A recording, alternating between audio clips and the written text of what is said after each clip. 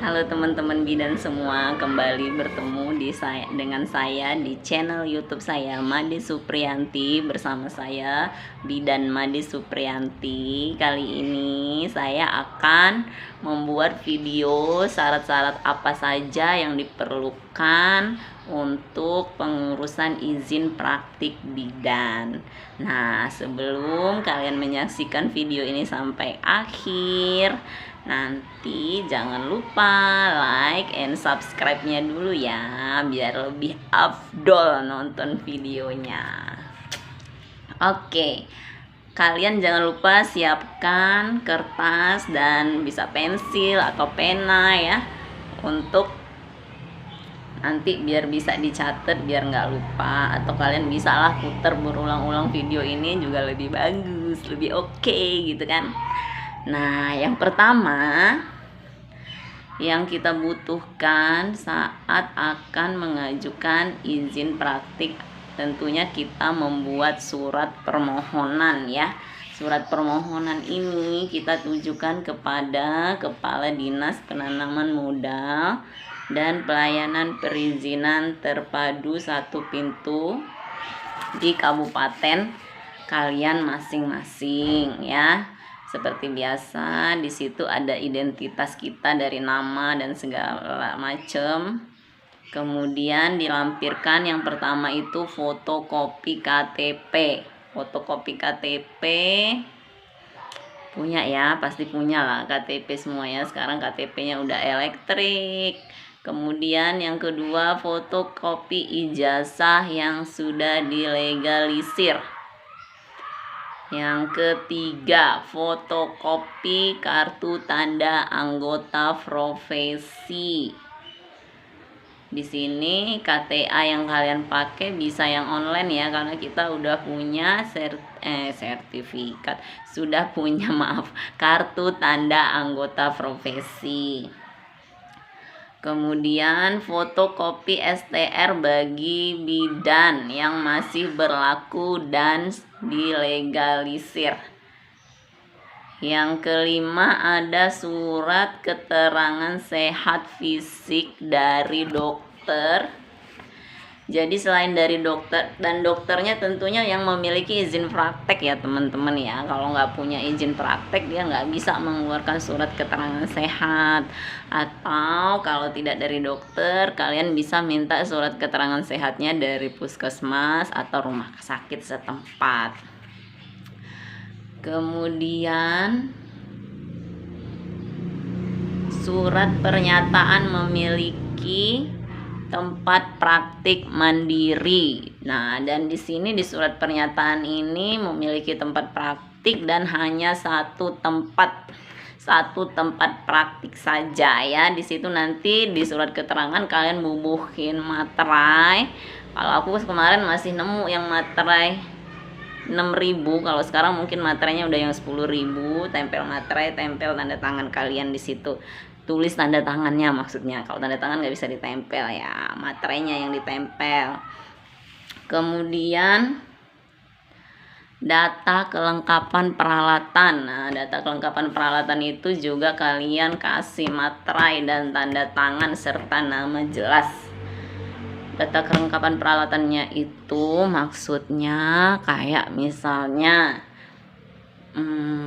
peralatan partes setnya ada berapa set, kemudian ada nirbecken, ada oksigen, ada bed partes atau bed ginekolognya ada berapa, dan di situ tertera minimalnya berapa. Satu itu ada di Permenkes ya. Nanti untuk lebih lanjut kita bikin video lagi untuk pembahasan peralatan apa saja yang dibutuhkan. Oke. Kemudian seterusnya vas foto berwarna terbaru. Tuh, jadi kalian siapin foto yang paling cantik, yang paling keren, ukuran 4 x 6 cm. Sebanyak 3 lembar dan latar belakangnya itu merah. Kemudian ada rekomendasi dari organisasi profesi.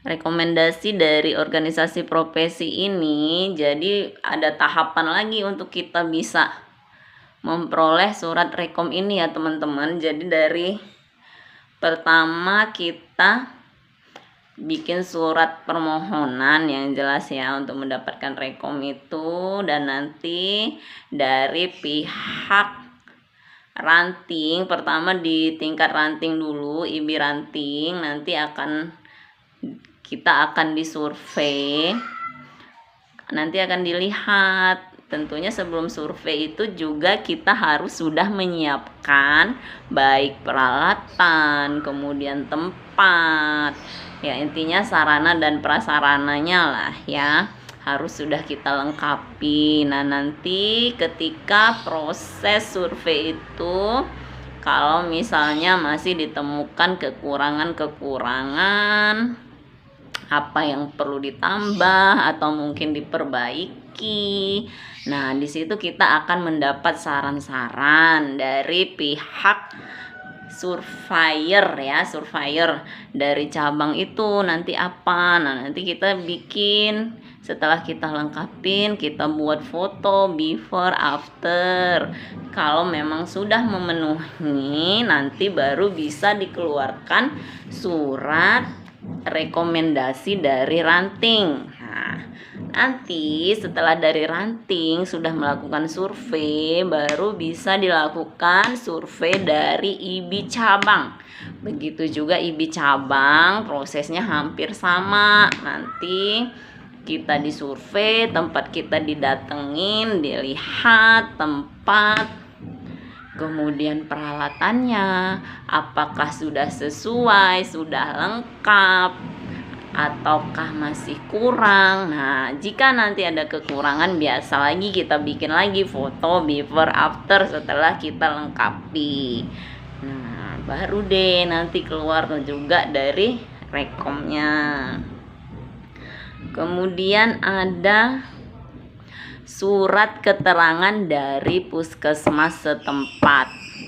Jadi maksudnya puskesmas setempat itu, misalnya kalian alamatnya di mana, di situ wilayah kerja puskesmas mana.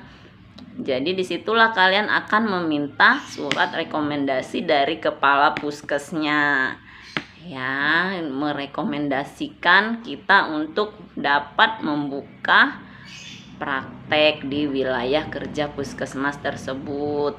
Walaupun misalnya kalian tinggalnya di desa A tapi ingin prakteknya di desa B, di mana wilayah kerja puskesmasnya itu tentunya berbeda dengan tempat tinggal kita. Jadi tetap di mana kita mau buka praktek itu puskesnya yang punya puskes wilayah mana, daerah itu. Nah puskes itulah kita minta ya.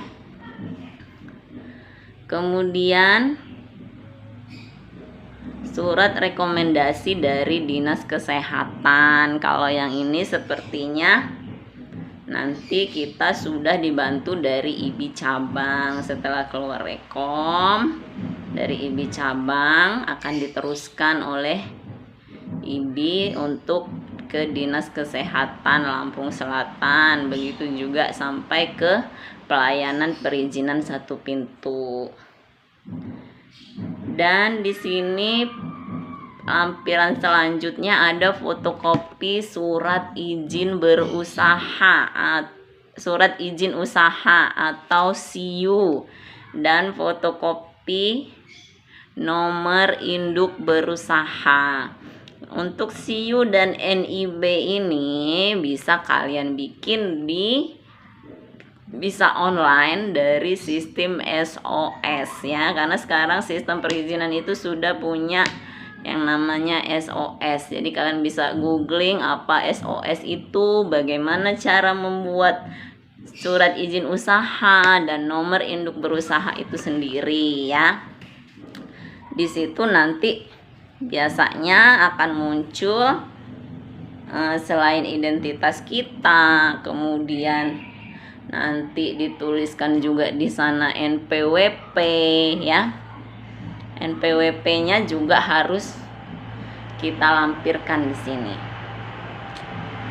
Selain NPWP, nanti di situ di sistem SOS itu akan ada apa saja, misalnya jenis praktik kita apa. Kalau praktik bidan ya kita pilih yang sesuai lah pokoknya ya. Nah nanti itu juga dia prosesnya nggak lama, dia bisa langsung jadi. Oke. Pokoknya aku saranin kalau untuk bikin SIU dan nomor induk berusaha ini kalian bisa googling cara penggunaan sistem SOS. NPWP sudah ya. Oke, ini kebetulan juga bendelan saya, karena saya juga lagi proses pembuatan izin praktik. Kebetulan saya bertugas di rumah sakit, jadi ini saya baru mengurus izin praktik ya. Saya selain ini saya juga minta doanya kepada teman-teman agar izin saya bisa cepat keluar, jadi saya bisa berpraktik. Nanti harapannya bisa aman, nyaman ya.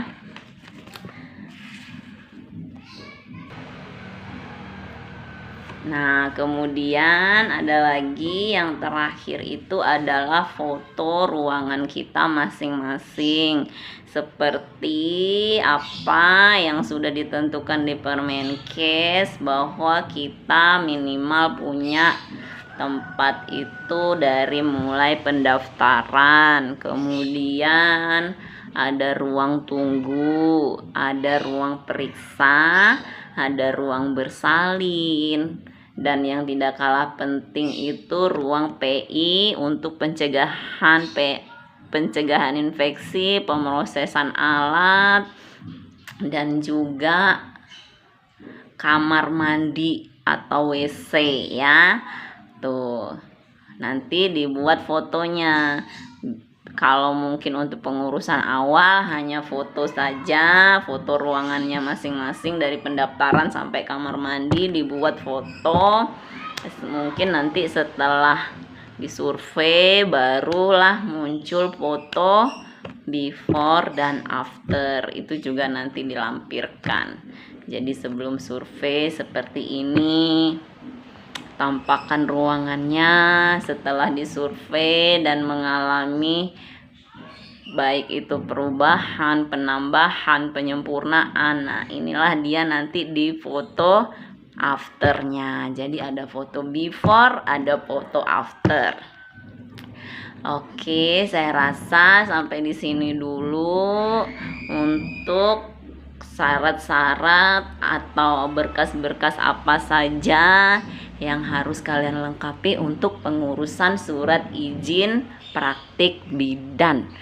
Oke teman-teman, surat izin praktik bidan ini tentunya sangat berguna sekali untuk kita para bidan, karena kita di sini dinaungi sebuah organisasi yang sangat luar biasa sekali, yaitu Ikatan Bidan Indonesia, di mana di dalam organisasi ini kita difasilitasi dengan nanti kita mempunyai izin praktek apabila terjadi hal-hal yang tidak diinginkan.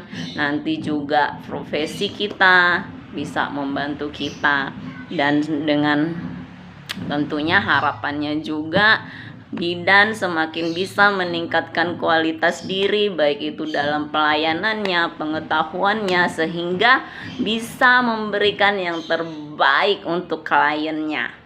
Oke teman-teman, saran saya tetap bersemangat, tetap